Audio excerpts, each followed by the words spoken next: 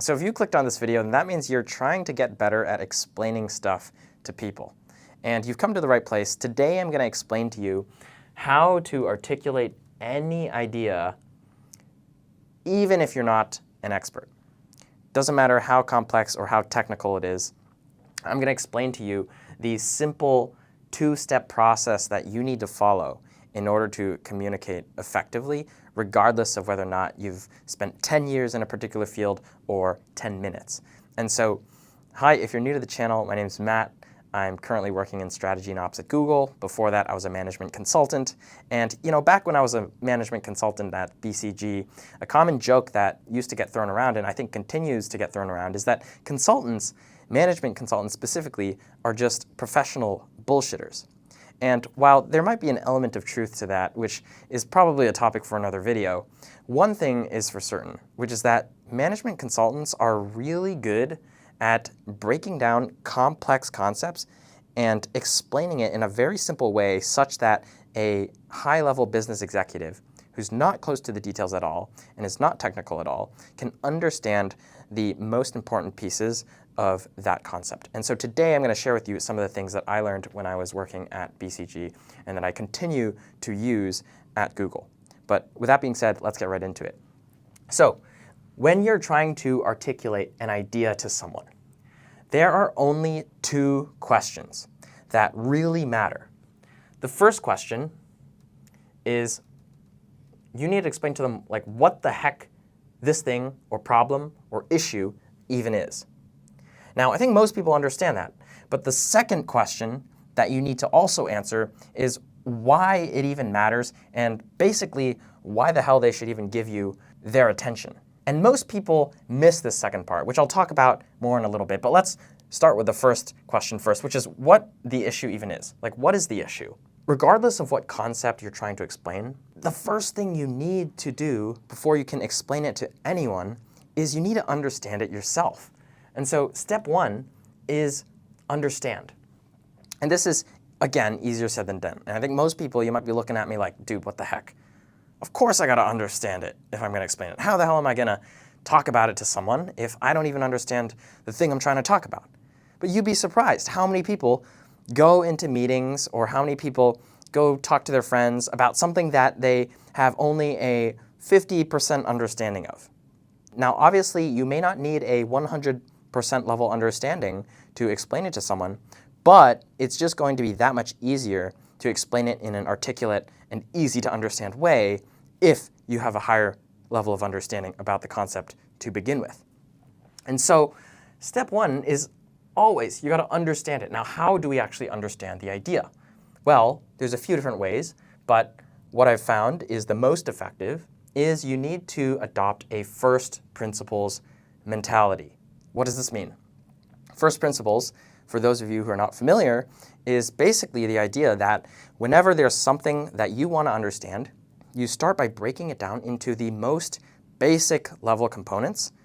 And eventually, anything in the universe, regardless of how complicated it is, can be broken down into very basic components, which should be, in theory, easier to understand. And so a great way and a great mental model to use is the 5 whys.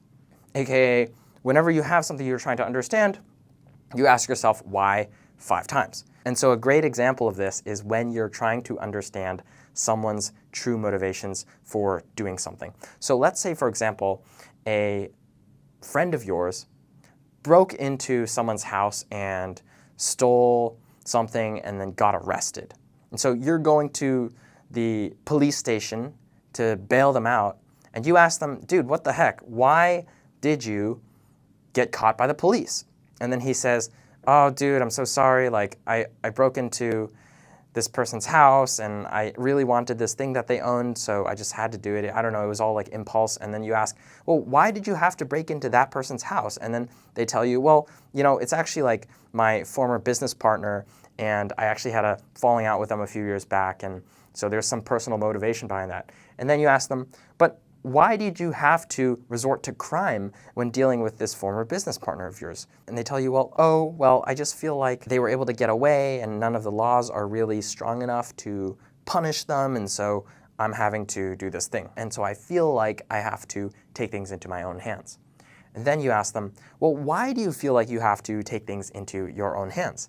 And then they tell you, well, that's just one of my values as a person is justice and giving people what they deserve. That's something that I truly live by, and it really grinds my gears to see people that do bad things get away with it. And so then, now that you've asked why a few times, you have a much better understanding of why your friend committed a crime like they did. And you understand not just that they're a criminal, which is kind of a surface level understanding, but you understand that deep down they actually had a almost noble motivation. Maybe it was a little bit misguided, but deep down it's really because they believe that crime should not go unpunished in this world. And so adopting a 5 whys approach to any concept or thing or person that you're trying to understand is going to give you a much deeper understanding than just whatever you read on a surface level in a textbook, for example. Now, the other thing you need to do is you need to realize that nothing is technically too complicated to understand. If you are someone with a reasonable level of intelligence, and I'm not even saying you need to be like smart or above average, you just need to have like a functioning, working brain, then whenever you don't understand stuff, it's not a matter of it being too complicated. It's just a matter of the fact that it's not being presented to you, or the information is not being presented to you in a way that is palatable and understandable to someone with your level of context. And so you, if it's something like, say, quantum physics, maybe you don't have a physics degree, and so your level of context is like at ground zero. But you compare that to like a physics professor who has a way higher level of context, then they're actually able to understand these academic research papers and textbooks that presuppose a higher level of context. And so it's nothing about you being dumb or about the concepts being too complicated. It's simply that the way that the information is being delivered to you is assuming too much context compared to your level of understanding.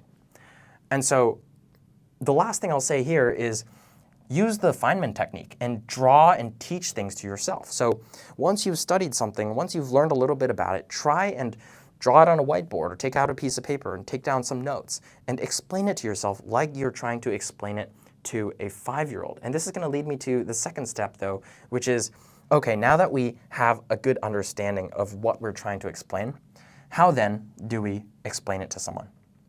So the first thing tied to what I just said is you need to assume less context in most situations, unless, of course, you've been working with this person for a very long time, maybe you know them very well, and you know that they have a good understanding of the thing that you're about to explain. But in most cases, it's better to be safe than sorry and to assume less context rather than more, right? Because if you can give them more context, then they can always tell you, oh, I already knew this, and then you'll know that, okay, I can actually lay off of the beginner level context and elevate my explanation a little bit. But on the other hand, if you try to assume too much context in the beginning and you start explaining it without providing them with the basic building blocks, then that's where you lose people, because you assumed way too much context than what they already had, and you didn't give them the chance to basically tell you that they don't understand everything that you're saying. And a lot of people, especially if they're not comfortable with you, for example, or maybe you're in a group, they're not going to immediately say that they don't understand something for fear of looking dumb. And so you need to err on the side of less context, assuming less context. Secondly, as a reminder, you should try to explain things in first principles. Now, how does this look in practice? Well, one, you explain it to them like they're a 5-year-old, but you do so in a way that basically starts top down. So before you dive into the details, you lay out the most high-level structure possible, and you explain to them, again, what this thing even is and why it even matters, which we're going to talk about next in detail. And you keep it high level unless it's important to go into the details. But one thing you have to be careful about is going too deep into the details, especially when it doesn't add that much value to the conversation. And so this is very context dependent, depending on what the goal of this conversation is. But let's say, for example, you're talking to some high-level executive at a company. In that kind of a scenario, it probably doesn't make sense to go into the details, because what you're trying to get from that person is different than, say, a very junior level engineer who's working on a very specific problem. In that person's case, yes, you probably want to talk a lot about the details, but with a high-level business executive, one, it doesn't really matter that they understand the details, and two, you're probably just looking for some kind of a decision which requires higher level thinking. And so the last thing I will say about explaining things to people is you should always try to use analogies where relevant, especially if it's a concept that this person is unfamiliar with. And so a great example of an analogy is when people draw parallels between their career and dating. So two things that might seem a little bit unrelated at first glance, but when you look a little bit closer, have a fair number of similarities, including, for example, the fact that you may get rejected many, many times, but then once you find the one, then that's all that matters, because once you find one job, it doesn't matter that you got rejected by 10 or 20 other jobs. And similarly, once you find one person that you want to spend your life with, then it doesn't matter that maybe you got rejected by 10 or 20 people before that. Now, hopefully that's not you, but the analogy still stands. And so analogies are a great way to explain things to people in a way that they understand. It's almost like you're speaking in their language, because maybe they understand the analogy better than the actual concept that you're trying to explain. And so it's really, really helpful if you can to use analogies. But now that we've talked about, okay, answering the question of what even is the issue or problem, now we need to also address the question of why what you're saying even matters. And there's only one thing you need to remember here, which is that after you've explained everything and you've done a great job of using analogies and first principles thinking and explaining things like your 5 and really like explaining things clearly, then you need to also tie in why it even matters. What's the implication? Why should they even give a shit about what you're saying? And this is where it's really important to understand who your audience is. Because the better understanding you have of who your audience is, the better you're going to be able to anticipate, one, their questions, but also you're going to be able to understand their wants, their needs, their desires, and specifically like what they can do for you. So in a work context, for example, let's say I'm going to a high-level VP of marketing. In this case, I know that this person is one, very high up, so they're a decision maker and they have a significant degree of power, but the kinds of decisions and questions I should bring to them should be related to marketing in most cases. Because if I bring to them a sales problem, for example, there's going to be limited things that they can do for me. And so when you explain something to someone, you need to think about what's the implication for them specifically. Not just generally, oh, what does this mean? But what does this mean for you? And so in a similar way, when I make these videos and I explain different concepts to you, what I'm thinking in the back of my head is, okay, one, I'm going to explain to you everything that I want to explain, but then two, why does this matter for you? And so why does this matter for you? Well, being able to articulate a complex idea is a situation that a lot of people who are early career professionals are going to run into, and students.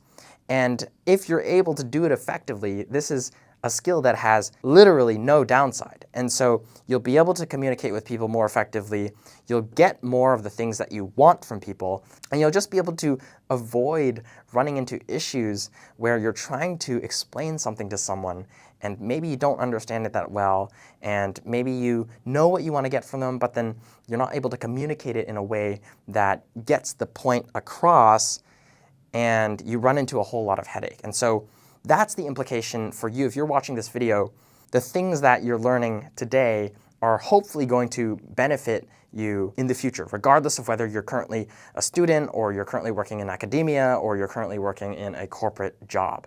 And so that's all I got for you guys. If you follow all these steps, and again, you just answer the two questions of like, what is this thing and why does it matter to my audience, you will be able to explain and articulate any idea, even if you're not an expert.